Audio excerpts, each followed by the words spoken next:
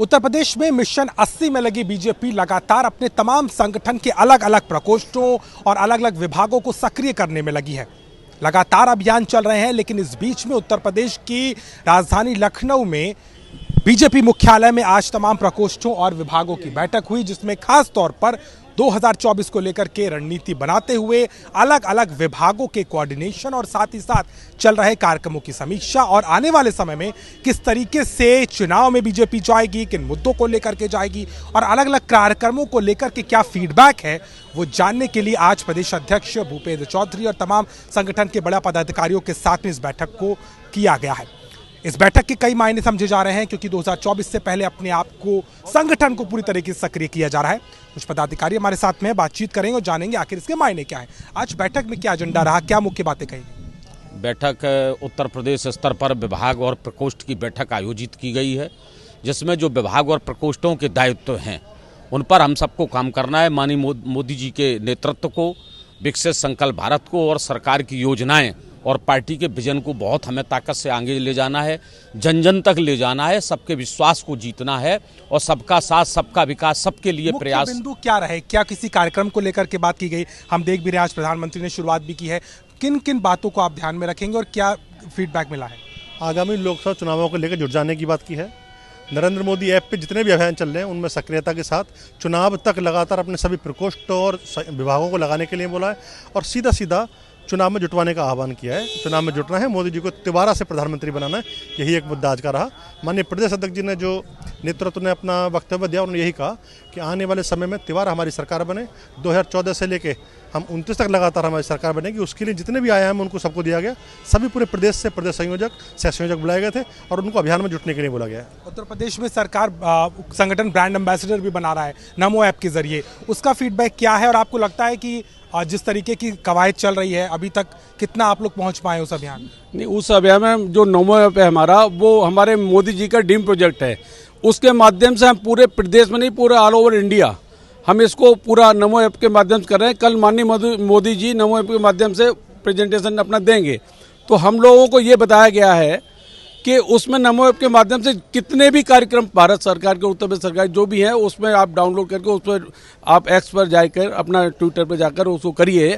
और नीचे दिक्कतें भी आ रही हैं क्या अभी तक आप लोगों ने कार्यक्रम में जरिए? कुछ अड़चने भी रही हैं इसमें? नहीं, कोई अड़चन नहीं है। हम लोग नीचे तक जाकर बूथ स्तर पर जाकर कार्यकर्ताओं को लेकर उनमें नमो ऐप को डाउनलोड करा रहे हैं, उनको भी आगे लाने का प्रयास कर रहे हैं। अच्छा, आगे आपने देखा भी था पिछले चुनाव में सरकार और संगठन की तारतम्यता पर कई सवाल हो रहे थे, कुछ मंत्रियों का भी नाराजगी थी। इस बार क्या एक समानांतर स्तर पर चल रही है और जो संगठन की तरफ से कार्यक्रम है उसमें सरकार की भी भागीदारी दिख रही है? पूरी भागीदारी दिख रही है। सरकार और संगठन मिलकर के जनता की सेवा करने का सबका लक्ष्य है और जन जन के लिए काम करना सबका लक्ष्य है और इस लक्ष्य के लिए हम लोग काम कर रहे हैं। सरकार हमारे लिए साधन हो सकती है, लेकिन साधना करना, संस्कार के साथ काम करना, समाज को शिक्षित करना, विकसित करना हमारा संकल्प है। ये कहा जाए कि चुनावी मोड में बीजेपी आ गई है? नहीं, हम चुनावी मूड में क्या, हम तो जनता के लिए हमेशा काम करते हैं। चाहे सरकार में रहे हो तब भी मैंने काम किया है और जब सत्ता में नहीं रहते हैं तब भी जनता के लिए काम करते हैं।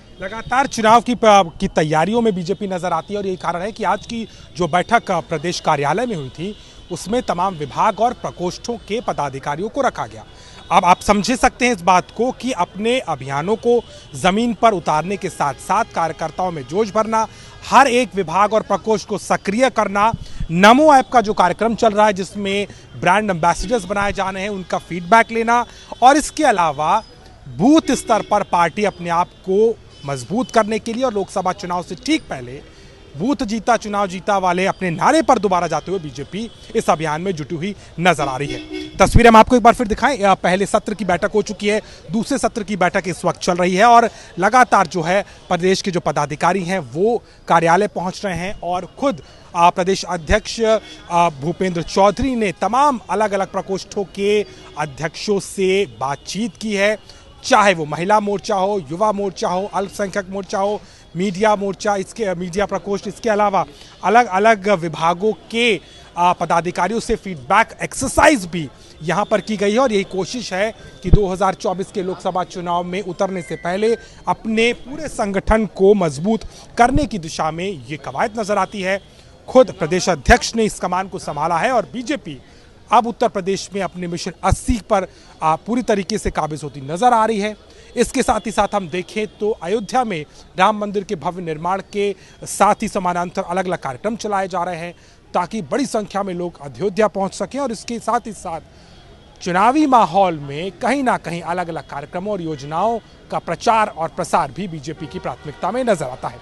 यही कारण है यूपी से 2014 और 2019 से एक बड़ा मतों का आधार लेने वाली ये पार्टी 2024 में भी उसी को दोहराने की तीसरी बार कवायद में है और तमाम प्रकोष्ठ और विभागों की इस बैठक के साथ कहीं ना कहीं उसकी शुरुआत आधिकारिक तौर पर उत्तर प्रदेश में होती अब नजर आती है। डॉक्टर से कैमरामैन संजय सिंह के साथ अभिषेक मिश्रा, आज तक।